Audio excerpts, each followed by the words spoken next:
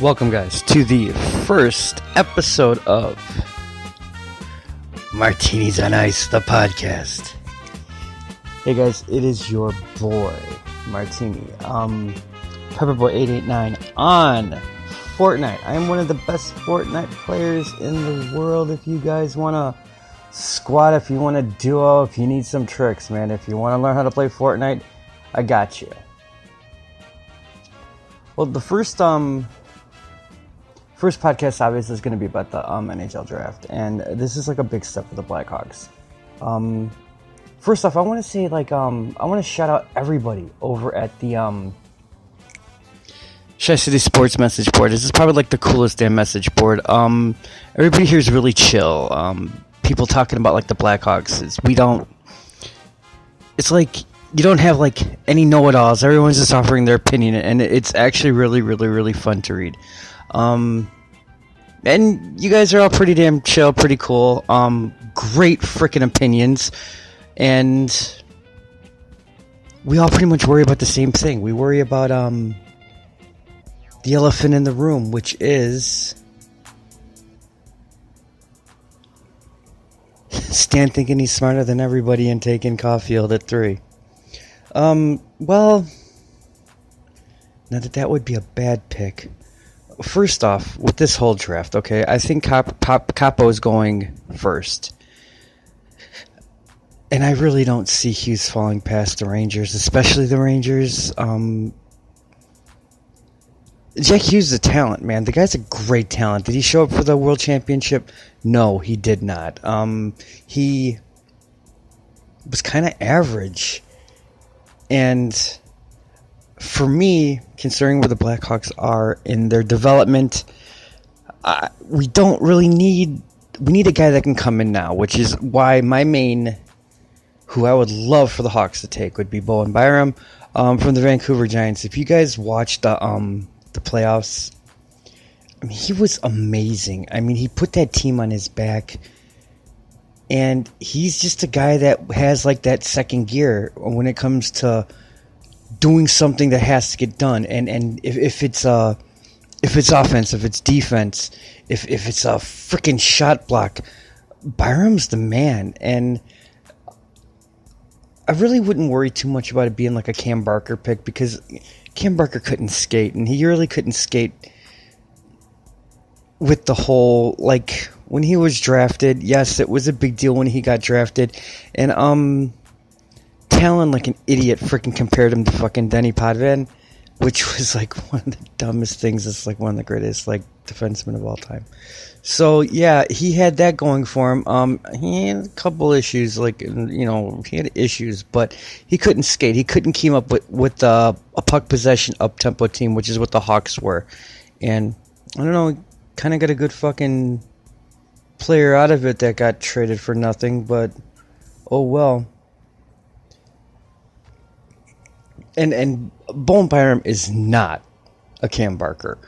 I wouldn't even worry about that. I wouldn't think, in this day and age of videotape and advanced scouting and the monies that these teams put into scouting outside the Oilers, because the Oilers mess every freaking draft pick that they get, and they mess every draft pick up that they will get in the future.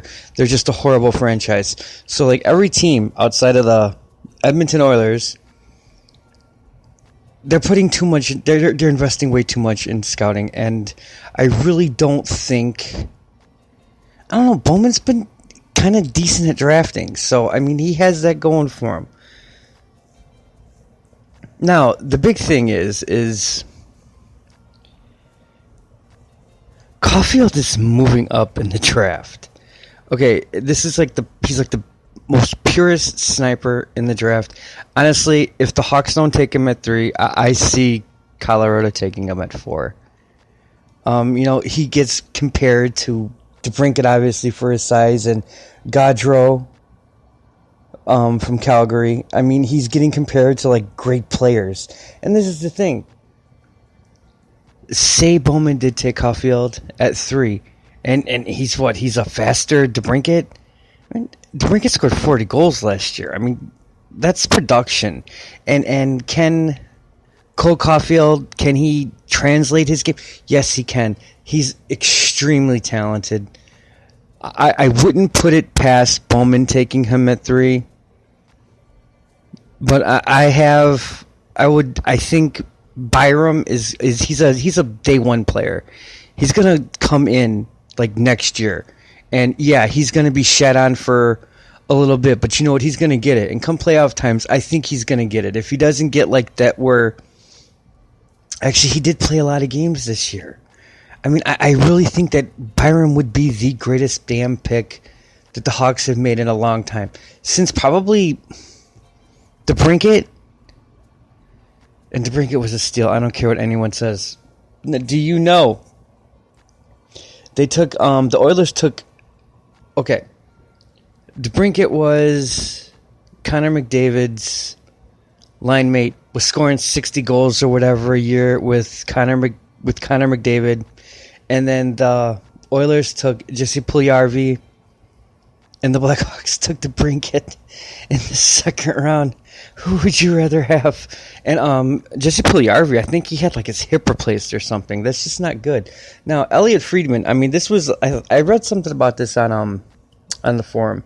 Elliot Friedman said that like the Blackhawks are interested in Kevin Hayes, you know, and yeah, that Kevin Hayes, the guy that blew off the Blackhawks and stuff, and started saying a whole bunch of crap that like because we had his brother, and it just I don't necessarily know if I would be for or against it because he is a solid player. He's going to take $6 million a year, and it works out because right now the Blackhawks could afford DeBrincat and Strome. You know, DeBrincat's going to get $8 million. But and Strome's probably going to take like $6 million unless he puts up 100 points next year. But I really wouldn't mind it because Kevin Hayes, his money, his figure would take over for Crawford. I don't see Crawford coming back after this year. I think this is it, which is why I kind of think the Hawks are going to be in like win now mode. Especially because this is the last year you're going to see Corey Crawford in an Indian head. I don't care what anyone says. And for someone who said, and you know what, I've been like on the Spencer Knight hype train. I'd love it if the Blackhawks got Spencer Knight. I don't see it happening unless he falls to the second round. But the kid who just played for in the World Championships for Finland, who won the gold medal, who beat Canada, haha Canada. Lankinen, he's a Hawk. He's a Hawk prospect. And if you watch the gold medal game, he was unreal. And this guy's a Blackhawk. 24 years old. I'm a fan of Colin Delia. I think Delia is going to be an NHL goalie. But the thing about this goalie from Finland, this Lankinen, I mean, he has some intangibles. He has them. He has that second gear, similar to Byram, similar to like Patrick Kane. I'm not comparing them on the level. Obviously, they're not Patrick Kane's, but they have that where they will come in and they will do stuff. Granted, he also had Finland, and Finland would have thrown like their bodies in front of the pucks in that game against Canada. Well coached. And what can you say about Capo, man? Capo Kakko is just an amazing, amazing player. I would love it if he fall, but he's not going to fall. He's going first overall. This whole Jack Hughes thing, okay? I'm going to show my age here. I remember when Alexander Daig was coming out of the draft, and he was this big thing, and this is funny because, like, before, I didn't hear about Alexander Daig until maybe a month or two before the draft. All I heard about was Chris Pronger, and that Chris Pronger was going to be a superstar, and Chris Pronger was going to be like the number one pick. And then it was just like, oh, Alexander Daig. And I get that vibe from Jack Hughes. I get the Alexander Daig vibe from Jack Hughes. Not that he's not going to be a good player in the NHL. He is going to be a good player. But I don't know if he's going to be a great player. I had a comparison that if he maxes out, he's going to be a Patrick Kane with speed. I really don't think that. I think his ceiling is like a Pat LaFontaine. I don't see like a respectable two-way game out of his play, and I see an electrifying offensive player who's going to need to be sheltered. Now, if you're going to shelter him, I don't know what line you would put him on. If he was a Blackhawk, you'd put him on the Strome to Brinkett line. Strome to Brinkett, they kind of play defense. Okay, remember when the Hawks had Kane and Panarin? I mean, that line was extremely sheltered. They were successful, but I mean, they never took a face-off in the defensive zone. And you would have to shelter Jack Hughes. Would Jack Hughes look good on the third line with the Blackhawks if they got Kevin Hayes? Oh, yeah. But I don't know. I think a Jack Hughes needs 1 or 2 years in the minors to bulk up, to get bigger. And if he gets bigger and he gets more mass on him, his game is speed. And he's quick. He would probably be, and this is in the league with Connor McDavid. He's probably going to be the fastest player in the league. I mean, and probably one of the top 3 skaters along with his brother. But see, this is another thing. It's like, his brother Quentin was taken last year, and when he played in the last few games for the Canucks, I mean, I saw a truly special defenseman, and I saw a guy who could skate, and I saw an extremely creative. He was basically a forward playing defense, and Quentin Hughes is a great player, and people keep saying that Jack is better. I don't know. I'll wait and see. I see. What I do see is that Quentin Hughes, he's a dynamic player, and I've seen Jack Hughes. It's like the one thing I'm gonna have to let you guys know is like I think I made a podcast like earlier. This is about the White Sox and stuff, and it's like yes, I follow baseball. I love baseball. But hockey's like my sport. It's like I don't really think I could do like a podcast about like football. I could probably do a podcast about basketball because I love basketball. And this is mainly like a Bears forum, so you're probably not going to see any kind of podcast from me. Excuse me. You're probably never going to see like a podcast from me like about the Bears because it's like, yes, I do watch the Bears. I love the Bears. Don't know it as in depth as I do like hockey. I know baseball only because like I collect sports memorabilia and I know like all the prospects and I can kind of tell you that like I don't necessarily know if the White Sox prospects are as good as people think they are, but that's just me. But I do know hockey, and I can say with beyond a shadow of a doubt, I would really love it if the Hawks took Byram. But being completely honest with you, I see him taking Caulfield. I really do. I just, something about it, I see him taking Caulfield. And if they take Caulfield, I see Byram going 4 to the Avalanche, and they have a top pairing of Makar and Byram for the next 10 years. And then I see Turcotte falling to 5. And one player who's like stock has kind of fallen is this Kirby Dach. He's a great skater. He's a big kid, but people are saying like now that like his hands, he needs to work on his hands and stuff. And I don't really know if like that would be a guy I could see Stan taking. Dylan Cousins, if you've watched Dylan Cousins play, he's electrifying. He's great on both sides. He's fantastic on both sides of the ice. But he's more of a passing guy. He's not more of a scorer. If we're gonna take a scorer and we pass on, if Capo and Hughes, and if we don't take Byram, I cannot see them not taking. I can see them taking Caulfield over Turcotte, and Turcotte's going to be a good player. Turcotte's been amazing. There's a lot of worry about his hip and stuff, but it's like, I really wouldn't worry about it anymore. I've